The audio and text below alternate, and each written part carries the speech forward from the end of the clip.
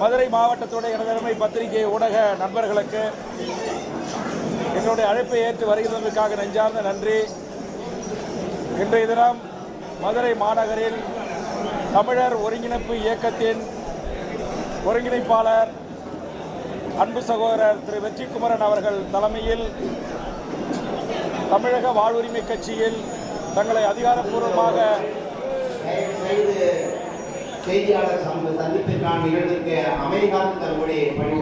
இணைத்துக் கொள்ளுகிற இந்த நிகழ்விற்காக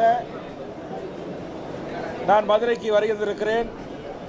தமிழர் ஒருங்கிணைப்பு இயக்கத்தின் ஒருங்கிணைப்பாளர்கள் மதுரை வெற்றிக்குமரன், அருமைச்சகோதரர் புதுக்கோட்டை தனசேகரன், சென்னை புகழேந்தி மாறன், அதற்கு பிறகு தமிழக வாழ்வுரிமை கட்சியில் தன்னை இணைத்துக் கொண்ட நாம் தமிழர் கட்சியினுடைய தலைமை ஒருங்கிணைப்பாளருக்கும் அடுத்த அளவில் இருந்த முக்கியமான 5 ஒருங்கிணைப்பாளர்கள், அதில் அருமை சகோதரர் ஜெகதீச பாண்டியன் மற்றும் வழக்கறிஞர் தடா ராஜா போன்ற முக்கியமான பொறுப்பாளர்கள் தமிழ்நாடு முழுவதும் ஒருங்கிணைப்புகளை ஏற்பாடு செய்து ஆங்காங்கே தங்களை தமிழக வாழ்வுரிமை கட்சியில் இணைத்து வருகிறார்கள்.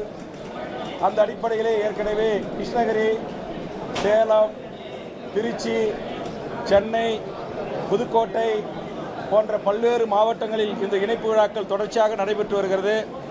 அந்த வகையில் இன்றைய தினம் நம்முடைய மதுரை திரு வெற்றிக்குமரன் பொறியாளர் அவர்கள் தலைமையில் இன்றைக்கு அதிகாரப்பூர்வமாக தமிழக வாழ்வுரிமை கட்சியில் தன்னை இணைத்துக் கொள்ளுகிற இந்த நிகழ்வுக்காக நான் மதுரைக்கு வருகின்றிருக்கிறேன். என்னோடு ஏற்கனவே பச்சை தமிழகம் அரசியல் கட்சியை தமிழக வாழ்வுரிமை கட்சியில் இணைத்துக் கொண்ட அருமை அண்ணன் சுற்றுச்சூழல் போராளி, கூடங்குளம் அணு எதிர் போராளி சுப உதயகுமாரன் அவர்களும் வருகின்றிருக்கிறார். இன்றைய பயணம் காலை விருதுநகரிலே 200க்கும் மேற்பட்ட புதிய வரவுகளான இளைய தலைமுறை தமிழக வாழ்வுரிமை கட்சியில் தங்களை இணைத்துக் கொண்டார்கள். இப்போது இந்த அரங்கம் முழுவதும் நிரம்பி காணுகின்ற இளைஞர்கள் வெற்றிக்குமரன் தலைமையில் தங்களை தமிழக வாழ்வுரிமை கட்சியில் இணைத்துக் கொள்ளுகிறார்கள். இந்த நிகழ்விற்காகத்தான் என்னுடைய பயணம் இன்று மதுரை.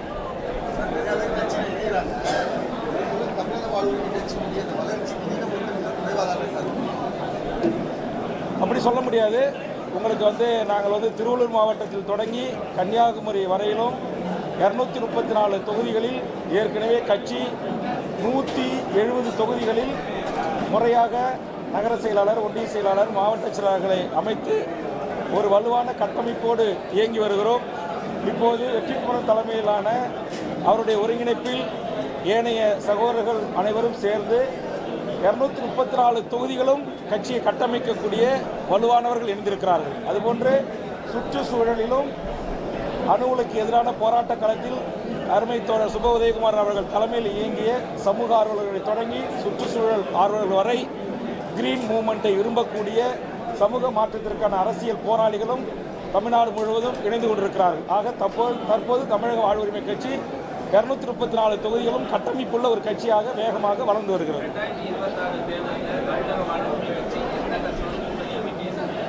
நான் இதுக்கு பலமுறை விடை சொல்லியிருக்கேன். இந்த நிமிடம் வரையில் நாங்கள் திமுக தலைமையிலான இந்த கூட்டணியில் இடம்பெற்றிருக்கிறோம்.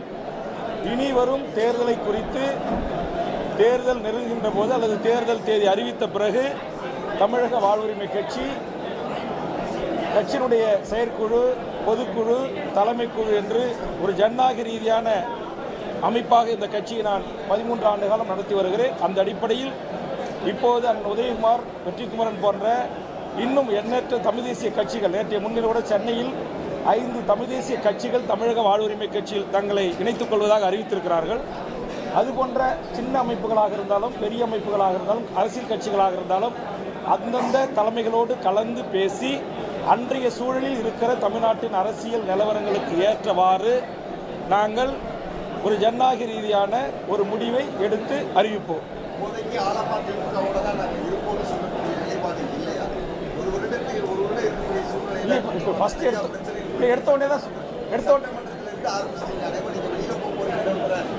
அது இல்லை, வெளியே போகிறேன் அப்படின்ற நிலைப்பாடு நான் அறிவிக்கலை. ஒருவேளை உங்களை மாதிரி பத்திரிகையாளர் கேள்வி கேட்டாங்க, ஒருவேளை அப்படின்னாங்க. ஒருவேளை அப்படின்னா எனக்கு அதை பற்றிய இப்போதைக்கு நான் உங்ககிட்ட இப்போ எடுத்த உடனே சொன்னேன். நான் இப்போது இங்கே உட்காந்துருக்கிற இந்த நிமிடம் வரையிலும் நான் திமுக தலைமையிலான பாசிச மனிதகுல விரோத பாரதிய ஜனதா கட்சிக்கு எதிரான திமுக தலைமையிலான கூட்டணியில் இடம்பெற்றிருக்கிறது. அதே நேரத்தில் ஈழத்தில் எமது மக்களை கொன்று குவித்த சிங்கள பௌத்த பேரினவாத அரசுக்கு ஆயுதம் தந்து ராடார் கருவிகளை கொடுத்து எம் இனத்தை கொன்றொழிப்பதற்கு துணை நின்று தோல் புரிந்த காங்கிரஸோடு எந்த விதத்திலும் நான் கூட்டணியில் இடம்பெறவில்லை. நான் கூட்டணியில் இணைந்த இத்தனை ஆண்டு காலத்தில் காங்கிரஸினுடைய எந்த இடைத்தேர்தலிலும் நான் பங்கெடுக்கவில்லை. நாடாளுமன்ற தொகுதியில் எந்த இடத்திலும் கைச்சின்னத்துக்கும் காங்கிரசுக்கும் வாக்களியுங்கள் என்று நான் கேட்கவும் இல்லை. நான் காங்கிரஸில் கூட்டணி என்று சொல்லக்கூடிய இந்திய கூட்டணி இடம்பெறவில்லை.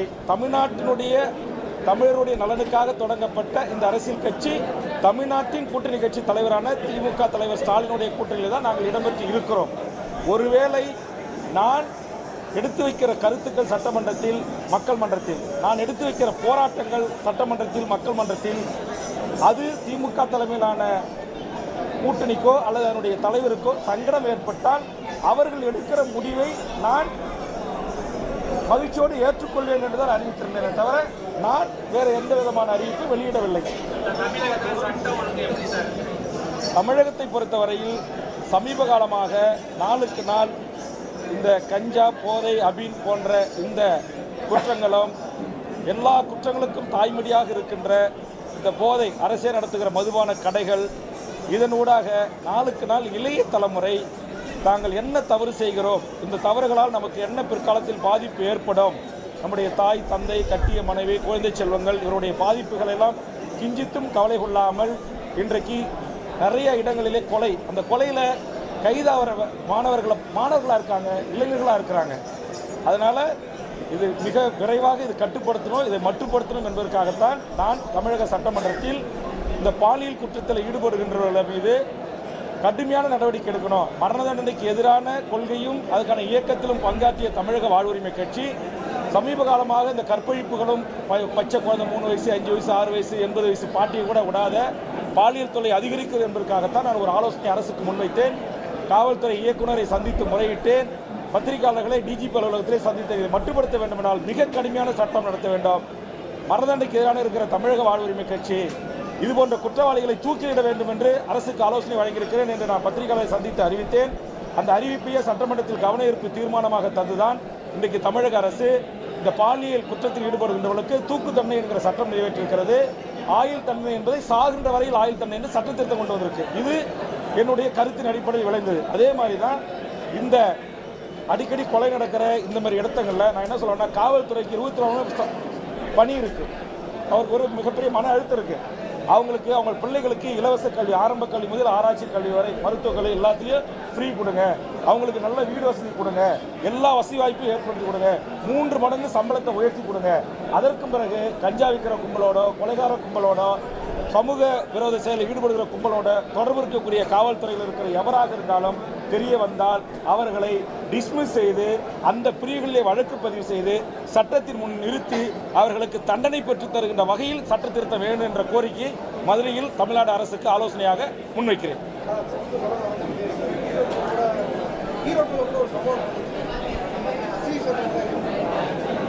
அது தவறான தகவல். அவர்கள் யாரும் கட்சியில் உறுப்பினர் இல்லை. நீங்கள் உறுப்பினருக்கான எந்த பத்திரிகை நம்ம சேலத்து பத்திரிகை நண்பரோ நீங்களோ அவர்கள் எங்கள் கட்சியின் உறுப்பினர் என்பதற்கான உறுப்பினர் அட்டையை காட்டுங்க, நான் ஏற்றுக்கொள்கிறேன். மரியாதை நிமித்தமாக அந்த பகுதியில் இருக்க இளைஞர்களால் கொண்டு நான் தங்கியிருந்த இடத்துல வந்து ஒரு புகைப்படம் எடுத்துக்கிட்டாங்க, அவ்வளோதான். என்ன சொல்ல போனால் அவங்க 2 தரப்புமே எங்கள் கட்சிக்காரங்க தான். அவங்க 2 பேரும் ஒன்றா தான் வந்து என்னை பார்த்து புகைப்படம் எடுத்துக்கிட்டாங்க. உள்ளூரில் இருக்கிற ஏதோ அவங்க பங்காளி சண்டை அல்லது ஏதோ அவங்களுடைய குடும்ப சொத்து சம்பந்தப்பட்ட பிரச்சனைகளில் ஒருவருக்கொருவர் அதை தொடர்ந்து அந்த பகுதியில் கிச்சிபாளையம் பகுதியில் அவர்கள் சண்டையிட்டுக் கொள்கிறார்கள். நான் சேலத்தில் குறிப்பிட்டு பேசிய கிச்சிபாளையத்தில் எங்கள் இளைஞர்களை தொந்தரவு செய்யாதீர்கள் என்று சொன்னது ஒரு காவல்துறை ஆய்வாளராக இருந்து ஓய்வு பெற்ற எங்கள் கட்சியினுடைய மாவட்ட மாணவரணி செயலாளர் இருக்கிற கரும்புலி கவியரசன் வீட்டுக்கு போலீஸ் போய் தொந்தரவு பண்ணுறாங்க, அதனால் போகாதீங்க, வேண்டுகோள் வைக்கிறேன் அப்படின்னு தான் சொன்னேன். இந்த கொலையாளிகள் யாரும் எங்கள் கட்சியில் அதிகாரப்பூர்வ உறுப்பினராகவோ ஒரு கிளை செயலாளர் தலைவராகவோ எந்த பொறுப்புகளும் வகிக்கவில்லை. இதுமாரி வந்த இடங்களில் இங்கே வந்து ஆயிரக்கணக்கான இளைஞர்கள் போய் கூட படம் எடுத்துக்கிறாங்க. அந்த மாதிரி எடுத்துக்கொள்ளப்பட்ட ஒரு படம். அதை தினமலர் என்கிற ஒரு பத்திரிகையும் செய்தி வெளியீட்டின் அடிப்படையில் மற்ற பத்திரிகைகளும் அப்படியே காப்பி அடிச்சிட்டாங்க. யாருமே என்கிட்ட ஒரு தண்ணியில் விளக்கம் கேட்கல. அவர்களுக்கு எங்கள் கட்சிக்கும் சம்பந்தம் இல்லை. அதிகாரப்பூர்வமாக உறுப்பினர்கள் அல்ல அவர்கள். எங்கள் கட்சி நிர்வாகிகளால் கொண்டு வந்து என்கிட்ட அறிமுகப்படுத்தி அண்ணாவங்களோட ஒரு படம் எடுத்துக்கணுன்றாங்க. அப்படின்னு சொல்லி அறிவுப்படுத்தப்பட்டவர்கள். அவங்க எல்லாம் ஒரே சமூகம், ஒரே பகுதியில் வாழ்கிறாங்க. இது பன்னெடுங்காலமாக அவர்களுக்குள்ள இந்த பக்கம் ஒரு கொலை, இந்த பக்கம் ஒரு கொலை தொடர்ச்சியாக நடைபெறுகிறது. இதற்கும் கட்சிக்கும் எந்த சம்பந்தம் இல்லை. அது அவருடைய தனிப்பட்ட விரோத காரணமாக நடைபெற்ற கொலை.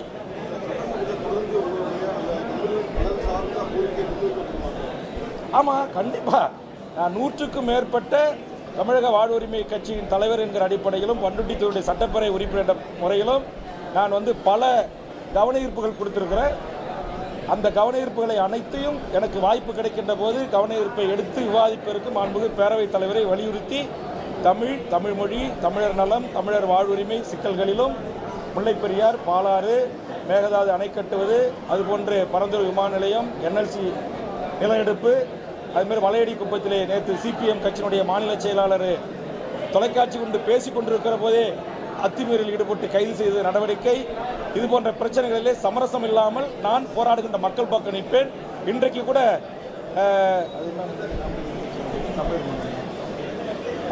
இன்றைக்கு கூட மருதமலையில் வீரத்தமிழர் முன்னணி என்கிற நாம் தமிழர் கட்சியினுடைய ஒரு அணி தமிழில் அச்சனை செய்யப்பட வேண்டும் என்று துண்டறிக்கை கொடுத்த போது கட்டாயப்படுத்தி பெண்களை, இளைஞர்களை காவல்துறை மிக அராஜகமான முறையில் நடந்து கொண்டு கைது செய்திருக்கிறார்கள். அதை வன்மையாக கண்டிக்கிறேன். இந்த மருதமலையில் தான் வருகின்ற கும்பாபிஷேக குடமுழுக்கில் தமிழில் அர்ச்சனை செய்யப்பட வேண்டும் என்கிற ஒரு கவன ஈர்ப்பு தீர்மானத்தை 14/1/2025 தமிழக சட்டப்பேரவையில் தந்துவிட்டு தான் பேரவைத் தலைவர் அறையில் மாண்புமிகு இந்து அறநிலைத்துறை அமைச்சர் சேகர்பாபு அவர்கிட்ட இதுமாரி நீங்கள் இதுமாரி தமிழில் கண்டிப்பாக மருதமலையில் குடமுழுக்கு நடத்தணும்னு நான் சொன்னேன். அவர் அது கண்டிப்பாக முடியாது, எந்த உயர்நீதிமன்றம் உச்சநீதிமன்றம் தமிழில் தான் நடத்தணும்னு எங்களுக்கு எந்த உத்தரவும் இல்லை அப்படின்னு அவர் சொன்னார். இல்லைங்க, மதுரை உயர்நீதிமன்றம் ஐயா மணியரசன் தலைமையிலான தமிழ் தேசிய பேர் இயக்கமும் நாம் வெற்றிக்குமரன், தனசேகரன், ஜெகதீஷ் பாண்டி இருந்த நாம் தமிழ் கட்சி மதுரையில் வழக்கு தொடுத்துருக்குறாங்க. எங்கள் கட்சி இதற்காக தொடர்ந்து போராடுது. அதனால் இதை நீங்கள் நடைமுறைப்படுத்தணும்னு சொன்னேன். அவர் என்கிட்ட சொன்ன வார்த்தை, கோவில்களிலிருந்து நாங்கள் தமிழ் அர்ச்சனை பண்ணால் தமிழ்நாடு முழுக்க இருக்கிற கோவில்களிலிருந்து பிராமணர்கள் என்று சொல்லக்கூடிய அந்த மந்திர ஓதுவர்கள் நாங்கள் வெளியேறோம் அப்படின்னு வெளியேறிட்டாங்க. அதுக்கு ஒரு சாம்பிளாக ஒரு கோயிலில் அந்த போராட்டத்தை நடத்துனாங்க. அதனால் மக்கள் சாலை மறியல் செஞ்சாங்க. நான் தான் போய் அந்த மக்கள்கிட்ட பேசி அவங்கள கன்வின்ஸ் பண்ணேன். அவங்க கன்வின்ஸ் ஆகலை. தமிழ்நாட்டு மக்கள் யாரும் தமிழில் அர்ச்சனை செய்யுங்கன்னு என்கிட்ட சொல்லலை. நீங்கள் தான் சும்மா தமிழ் சொல்லிட்டு இருக்கீங்க அப்படின்னு அந்த இடத்துல எனக்கு ஒரு சிறு வாக்குவாதம் ஏற்பட்டது. அதில் அவரும் கோபமாக இருந்தார், நானும் கோபமாக இருந்தேன். அந்த அடிப்படையில் தான் சட்டப்பேரவையில் அந்த வாக்குவாதம் நடைபெற்றது. அது அவர் கோபமாக இருக்காருன்னு தெரிஞ்சு நான் பேரவை கூடிய பிறகு என்னுடைய இருக்கையிலிருந்து நேராக போய் சேகர்பாபு அறையில் அவருடைய இருக்கையில் அமைச்சருக்கு பக்கத்தில் உட்காந்து 14/1/2025 நான் கொடுத்த கவனஈர்ப்பு தீர்மானத்தோடைய நகலை கொடுத்து நான் அமைச்சர் இப்படி நான் கொடுத்துருக்கேன், தயவு செய்து நீங்கள் மருதமலையில் தமிழில் குடமுழுக்கு செய்ய ஆவணம் செய்யுங்க அப்படின்னு சொன்னேன். அவர் வாங்கி வச்சுக்கிட்டு அவர் சொன்னார், தமிழ்நாட்டு மக்கள் யாரும் கேட்கல, நீங்கள் தமிழை வச்சு அரசியல் பண்ணுற கட்சிகள் தான் இதை பெருசாக்குறீங்க அப்படின்ற மாதிரி கொஞ்சம் பொருள் கூட சொன்னார். அதனால் எங்கள் 2 பேருக்கு ஒரு கருத்து முரண்பாடு ஏற்பட்டது. அதை ஒட்டி தான் பின்னாடி நான் கோபித்து கொண்டு நான் பல்வேறு பிரச்சனைகளை குறித்து பேசுகிறேன். உங்களுக்கு எல்லாருக்கும் தெரியும், சங்கம் வைத்து தமிழ் வளர்த்த மதுரை மக்களுக்கு தெரியும். TNPCயில் அதிமுக ஆட்சியில் OPS முதலமைச்சராக இருக்கின்ற போது ஒரு அரசு சட்ட திருத்தம் கொண்டு வந்தாங்க. அந்த சட்ட திருத்தம் குறித்து நான் ஏற்கனவே மதுரையில் பேசியிருக்கிறேன். தமிழ்நாட்டை சாராத எவர் வேண்டுமானாலும் அரசு பதவிகள் அமரலாம் என்கிற அந்த சட்டத்தை எதிர்த்து 1 லட்சம் மக்களை திரட்டி அதை மாற்றி அமைக்க சொல்லி போராட்டம் செஞ்சு TNPS பூட்டு போட்டு போராட்டம் பண்ணினேன். அதனுடைய விளைவாக எடப்பாடி அரசோ OPS அரசோ அதை திருத்தலை. நான் கூட்டணிக்கு வரும்போது ஒரு 10 கோரிக்கைகளை முன்வைத்து தான் கூட்டணிக்கு திமுகவில் சேர்ந்தேன். அதில் ஒரு பிரதான கோரிக்கை இந்த கோரிக்கை. அப்புறம் நான் சொன்ன பிறகு திமுகவுக்கு ஒரு சட்ட திருத்தம் கொண்டு வரணும்னு கொண்டு வந்தாங்க. அதில் கூட நான் சில முழுசாக சொன்னதை அவங்க ஏற்றுக்கல. அதைத்தான் நான் பேசுகின்ற போது 20 நிமிடம் இந்த தமிழ்நாட்டு வேலை, தமிழர் வேலை, சாதிவாரி கணக்கெடுப்பு, ஈழத்தில் நடந்த இனப்படுகொலைக்கு சர்வதேச விசாரணை, பொது வாக்கெடுப்பு இதை உள்ளடக்கி நான் பேசினேன். அப்படி பேசுகின்ற விஷயத்தில் திமுக அதில் எதுக்குமே எனக்கு பதில் சொல்லாமல் அமைதியாக இருந்தாங்க, எல்லா அமைச்சர்களும் முதலமைச்சர் உட்பட. அதனால் நான் என்ன செஞ்சேனாக்கா ஆதாரத்தை எடுத்து காமிச்சேன். அதேமாதிரி ஆந்திராவில் 25/2/2025 ஆந்திர அரசு ஒரு உத்தரவு போட்டிருக்காங்க. ஆந்திராவில் இருக்கிற CBSE, IB இன்டர்நேஷனல் ஸ்கூல் எல்லாத்துலேயும் கண்டிப்பாக தெலுங்கை கட்டாயமாக 1ஆம் வகுப்புலேருந்து 12ஆம் வகுப்பு படிக்கணும். இதோ ஆதாரம், மாண்புமிகு முதலமைச்சரை பாருங்கள், பேரவைத் தலைவரை பாருங்கள், இதை நடைமுறைப்படுத்துங்கன்னு நான் சொல்கிறதுக்கு எழுந்து சொன்னேன். அதே மாதிரி உங்களுக்கு தெரியும், மதுரை உயர்நீதிமன்றத்துக்கு நான் மதுரையில் தங்கி அஜ்மல் கான் என்கிற மூத்த வழக்கறிஞரை நியமனம் செய்து ராமநாதபுரத்தை சேர்ந்த ஒரு இளைஞர் ஜட்ஜ்மெண்ட் காப்பி அங்கிட்டு இருக்கு. அந்த இளைஞர் என்னை பார்த்தார், அண்ணா நாங்கள் காவல்துறையில் கலைஞர் ஆட்சியில் போட்ட டைரக்ட் எஸ்ஐக்கு 20% இடஒதுக்கீடு உத்தரவு இருக்கு. ஆனால் காவல்துறை அதை மட்டும் நடைமுறைப்படுத்த மாட்டேன்றாங்க. டிஎன்பிசி மற்ற துறையில் ஆசிரியர் தேர்வானத்தை நடைமுறைப்படுத்துறாங்கன்னு சொன்னாரு. அப்பதான் நான் சொன்னேன், அதுக்கு ஒரு உயர்நீதிமன்றத்தில் வழக்கு தொடுத்து, உங்களுக்கு எல்லாருக்கும் தெரியும், கிருபாகரம் பெஞ்சும் புகழேந்தி பெஞ்சும் தமிழ்நாட்டில் தமிழ் வழியில் படிச்சுட்டு வேலை கேட்காம லண்டன்லேயே வேலை கேட்பான்னு ஓப்பன் கோர்ட்டில் சேலஞ்சு பண்ணி எல்லா பத்திரிகையும் நீங்கள் ரிப்போர்ட் பண்ணிருந்தீங்க. அதை சுட்டி காட்டி சட்டமன்றத்தில் நான் பேசினேன். அது சேகர் பாபுக்கு என்னன்னு தெரியல, கோபம் ஆகுன்னா நீங்கள் எல்லாத்துக்கும் எஞ்சி பிரச்சனை பண்ணுறீங்க, உட்காருங்க ஒருமையில் பேசினாரு. எனக்கு அவருக்கு வாக்குவாதம் ஏற்பட்டது. அதேமாதிரி இந்த தெலுங்கானா உத்தரவை பேசினேன். இது வந்து 2014 ஓபிஎஸ் போட்ட அந்த அரசாணையை காட்டி பேசும்போது உதயகுமார், உங்கள் மதுரை மாநகரத்தை சேர்ந்த ஒரு பச்சை தமிழன், அதிமுக எதிர்க்கட்சி துணைத் தலைவராக இருக்கிற அந்த பச்சை தமிழனே நான் அவர் குடும்பத்துக்கு சேர்த்து, அவர் பிள்ளைக்கு சேர்த்து 7 கோடி மக்களுக்கு சேர்த்து நான் குரல் கொடுத்தேன். அதை அவர் புரிஞ்சிக்காம எப்படி எங்கள் ஆட்சியில் நீங்கள் தமிழில் படிச்சு உங்களுக்கு வேலை தரலன்னு சொல்லலாம் அப்படி என்று ஒட்டுமொத்த 66 எடப்பாடியை தவிர எல்லாரும் எழுந்து என்ன கூச்சலிட்டு கத்தி ரொம்ப ஹராஸ்மெண்ட் பண்ணுற மாதிரி கத்துறாங்க. அப்போ தான் நான் எழுந்து போய் அவங்க கத்துறாங்க, எனக்கு சத்தம் கேட்கல. நான் இந்த பாயிண்ட் அவுட் பண்ணுறதுக்கு தெலுங்கானாவில் போட்ட உத்தரவை சட்டமன்றத்தில் பதிவு செஞ்சு பேசுறதுக்கு நேரம் கொடுங்கன்னு பேரவைத் தலைவருக்கு முன்பாக போய் நான் கேட்டேன். பேரவைத் தலைவர் அவர் எனக்கு தரல. அப்போ இவர் என்ன செஞ்சார், சேகர் பாபு அவர் சில வார்த்தைகளை விட்டார். ஒன்றா முன்னாடி வரவங்களா வரக்கூடாது தெரியுமில்ல உனக்கு ஒன்று பேசும்போது எனக்கும் அவருக்குமான மோதல் ஏற்பட்டது. உடனே முதலமைச்சர் அவர்கள் அங்கே வந்து 3 முறை எழுந்து பதில் சொன்னார். அதில் வந்து முதல்ல இப்படி வந்து இது வேல்முருகன் இப்படி செய்திருக்கக்கூடாது அப்படின்னு சொன்னார். சேகர் பாபு சொன்ன அதே வார்த்தையை சொல்லி திரும்ப பேசினார். அப்புறம் முதலமைச்சர் 2வது முறை எழுந்து வேல்முருகன் இந்த சட்டமன்றத்தில் ஆக்கப்பூர்வமான அறிவுபூர்வமான நல்ல விடயங்களை, நல்ல செய்திகளை நாட்டுக்கும் நாட்டு மக்களும் சொல்லுகிறார். நானே என் அறையில் இருந்த போது அவர் பேசுகின்ற போது எழுந்து வந்து நான் அவருடைய பேச்சை கேட்பேன் என்று அவர் சமாதானம் சொல்வது போல் பேசினார். ஆக அதெல்லாம் வெளியே வரல. அவர் சொன்ன ஒரு வார்த்தை மட்டும் இன்றைக்கு ஹைலைட் பண்ணப்பட்டிருக்கு. நான் அந்த ஹைலைட் பண்ணப்பட்ட வார்த்தைக்கும் ஒரு கூட்டணி கட்சி தலைவரை பார்த்து இப்படி முதலமைச்சர் சொல்லிவிட்டாரே என்கிற எனக்கு மன வருத்தம். அதனால் நான் பதில் உரையின் போது சட்டப்பேரவைக்கு செல்லவில்லை.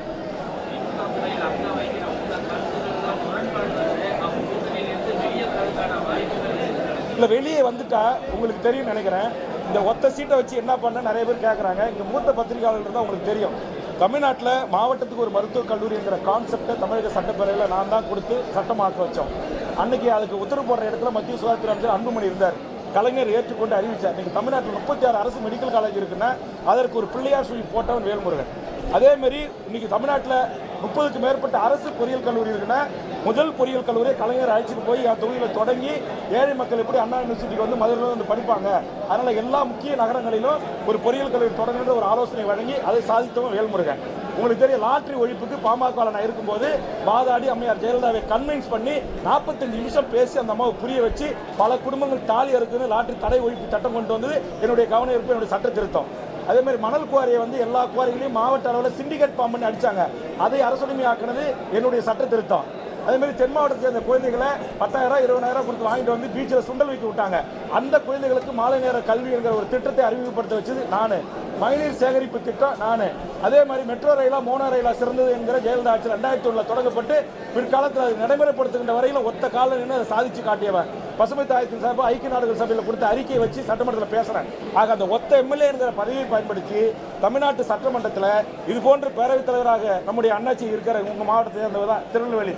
கேளுங்க, பல சட்டப்பேரவைத் தலைவர்கிட்ட காளிமுத்து இருக்கும்போது சொல்கிறேன், மாண்புமிகு காளிமுத்து உறுப்பினராக இருக்கும்போது சரி, நம்முடைய நெல்லையை சேர்ந்த மாவட்ட திமுக செயலாளராக இருந்த ஆவடியப்பன் பேரவைத் தலைவராக இருக்கும்போது இதே மாதிரி தான் போராடி வாதாடி சில கருத்துக்களை எல்லாம் முன்வைத்து அதை சட்டமாக்கி ஒட்டுமொத்த தமிழ் சமூகத்திற்கு நன்மை பயக்கக்கூடிய செயலை நான் செஞ்சுருக்கேன். அதனால் இந்த பதவியை பயன்படுத்தி 1 நிமிடம் 2 நிமிடம் எப்படியாச்சும் கெஞ்சி கூத்தாடி போராடி அனுமதியை வாங்கி இந்த மண்ணுக்கும் மக்களுக்கும் மொழிக்கும் இனத்திற்கும் ஏதாவது செய்யணுன்ற அடிப்படையில் செஞ்ச அதுதான் கடந்த காலத்தில் இங்கே இருக்கிற ஈழத்தமிழ் மக்களுக்கு, தமிழ்நாட்டு மக்களுக்கு கிடைக்கிற அதே ரேஷன் கார்டு, அதே தொகுப்பு வீடு, அதே வசதிகள். ஒரு காலத்தில் 5ஆம் வகுப்பு மேலே ஈழத்தமிழ் படிக்க முடியாது. இன்னைக்கு டிகிரி வரை படிக்கிறதுக்கு உரிமையை வாங்கி கொடுத்தேன் நான். இப்போ கூட போன முந்தானத்துக்கு இந்த கூட்டத்தில் முதலமைச்சர் அவையில் வச்சுக்கிட்டு நான் சொன்னேன், என் ஈழ தொப்புள்குடி உறவுகள் பொறியியல் படிக்க முடியல, மருத்துவம் படிக்க முடியல, அதை படிக்கிற உரிமையை ஒன்றிய அரசு வழங்கணும், வழங்கி படிக்க வைங்க அப்படின்னு சொன்னேன். 120 மெடல், தங்க மெடல் வாங்கிய ஒரு ஈழ அகதி குழந்தை இன்டர்நேஷனல் விளையாட்டு போட்டியில் போய் வெளிநாடுகளில் கலந்துக்க முடியல. காரணம், இலங்கை பாஸ்போர்ட் இல்லை, இந்திய பாஸ்போர்ட் இல்லை, படகு வழியில் வந்து அகதி. அதனால் அவர்களுக்கு இரட்டை குடியுரிமை வழங்கணும், சிறப்பு முகாமை திருச்சி இழுத்து மூடணும், இப்படி பல கருத்துக்களை, மக்களுக்கான கருத்துக்களை எடுத்து கூறி அதை அரசின் ஊடாகவே சாதித்திருக்கிறார். இப்போ கடைசியாக சாதித்தது ஒரு தொகுதிக்கு ஒரு கலை அறிவியல் கல்லூரி அரசு கொடுக்கணும் அப்படின்னு என் கோரிக்கை முன்வைத்து முதலமைச்சர் கொள்கை அளவில் ஏற்றுக்கிட்டு என் கடலூர் மாவட்டத்து அரசு விழாவில் இதுவரையிலும் என் தொகுதிக்கு கலை அறிவியல் கல்லூரியே இல்லை, இப்போ அறிவிப்பு செய்தார்கள். அங்கே கூட முதலமைச்சர் சொன்னார், வேல்முருகன் எதையுமே கோபமா கேட்பார், ஆத்திரமா கேட்பார், எனக்கும் கோபம் வரும், ஆனால் கோபம் இருக்கிற இடத்தில் தான் குணம் இருக்கும் என்று சொல்லி அந்த கல்லூரியை அறிவித்தார். அதே வார்த்தையை முதலமைச்சர் நேற்று முன்தினம் பேரவையில் அறிவித்திருக்கிறார்.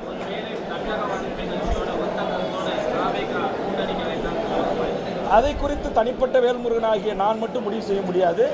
நான் திமுகவில் தொடர்வதாக இருந்தாலும், பிரிதொரு கூட்டணியில் சேர்வதாக இருந்தாலும், இன்றைக்கு பல அரசியல் கட்சிகள் என் கட்சியிலே கிட்டத்தட்ட சுமார் ஒரு 10க்கும் மேற்பட்ட சின்ன சின்ன கட்சி, பெரிய கட்சிகள், மக்கள் செல்வாக்கு பெற்ற இயக்கங்கள் இணைஞ்சிருக்காங்க.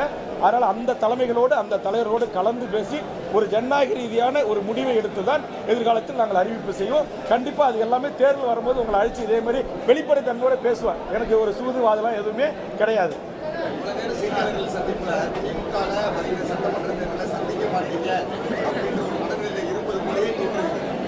அது உங்களுக்கு தோன்றலாம், அது பத்திரிகை நண்பர்களுக்கு தோன்றலாம்.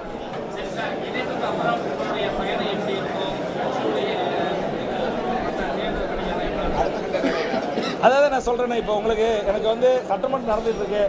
அந்த இடையில சனி ஞாயிறு லீவில் தமிழ்நாடு முழுக்க பயணம் போய் இன்னைக்கு இந்த இணைப்புழாக்கள் தான் நான் நடத்திக்கிட்டு வரேன். அது இல்லாமல் நான் இருக்கும்போது காலை மாலையும் நூற்றுக்கணக்கான இளைஞர்கள் இன்னமும் கட்சியில் ஆயிரக்கணக்கான இணைந்துக்கிட்டு இருக்காங்க. அதையெல்லாம் வேல்முருகன் டி என்கிற என்னுடைய பேஜில் பதிவிடுறேன். எல்லாத்தையும் நான் பத்திரிகையாளர்களுக்கு சொல்லலை. இது வரைக்கும் வெளியில் வந்த செய்தி ஒரு 20% தான். ஒரு 80% செய்திகள் வெளிவராமல் சைலண்டாக என்று சொல்லுவாங்க, அமைதியான முறையில் சில வேலைகளை தமிழ் தேசியர்களும் தமிழ் தேசிய உணர்வாளர்களும் பல அமைப்புகளும் செய்து கொண்டிருக்கிறார்கள். அந்த வகையில் தமிழக வாழ்வுரிமை கட்சி எதிர்காலத்தில் தமிழ்நாட்டில் மிகப்பெரிய ஒரு மண்ணுக்கான, மக்களுக்கான, மொழிக்கான, இனத்திற்கான, சாதி மத எல்லைகளை கடந்து இந்த தமிழ் நிலத்தில் வாழ்கின்ற அனைத்து மக்களுக்கு வாழ்வுரிமைக்கான ஒரு அரசியல் கட்சியாக வளர்ந்து வரும்.